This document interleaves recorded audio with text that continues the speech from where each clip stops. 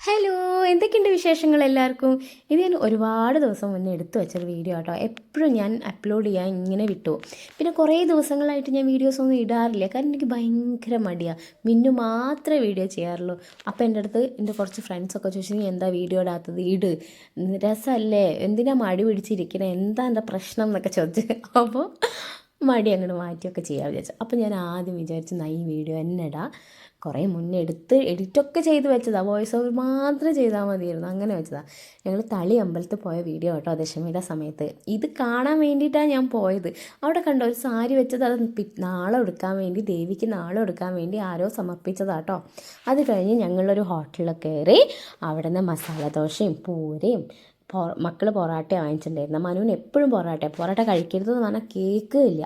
അങ്ങനെയൊക്കെ കഴിച്ചു. അവിടെ ഉണ്ടായിരുന്ന സംഭവങ്ങളാട്ടോ ഇതൊക്കെ. വിനായക ഹോട്ടലാണെന്ന് തോന്നുന്നുണ്ട്, എനിക്ക് കറക്റ്റ് പേരല്ല. കോഴിക്കോടാണെന്ന് പറഞ്ഞിട്ട് കാര്യമില്ല, ഞാൻ അങ്ങനെ ഒന്നും അവിടെ പോയിട്ടില്ല. എനിക്ക് തോന്നുന്നു രണ്ടാമത്തെയോ മൂന്നാമത്തെയോ പ്രാവശ്യമാണ് ഞാൻ അവിടെ പോകുന്നത്.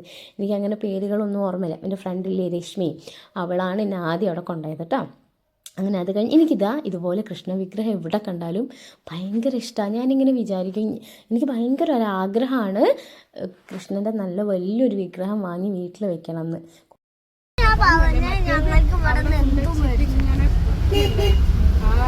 ഞാൻ അങ്ങനെയൊന്നും പറഞ്ഞില്ല.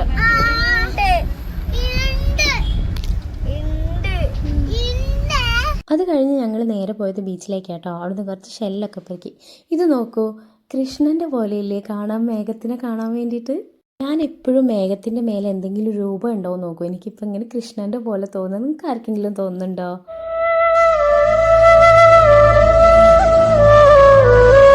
പിന്നെ എന്താ, അതൊക്കെ കഴിഞ്ഞ് ഞങ്ങൾ പെട്ടെന്ന് തിരിച്ചു വന്നിട്ടോ. ഇത് കണ്ടോ, അമ്മ ചെടി പറിക്കാം. ഞാനും അമ്മയും എവിടെ പോയാലും ഞങ്ങളെ വീട്ടിലില്ലാത്ത ചെടി ഉണ്ടെങ്കിൽ പറിക്കും. നിങ്ങളാരെങ്കിലും അങ്ങനെയുണ്ടോ?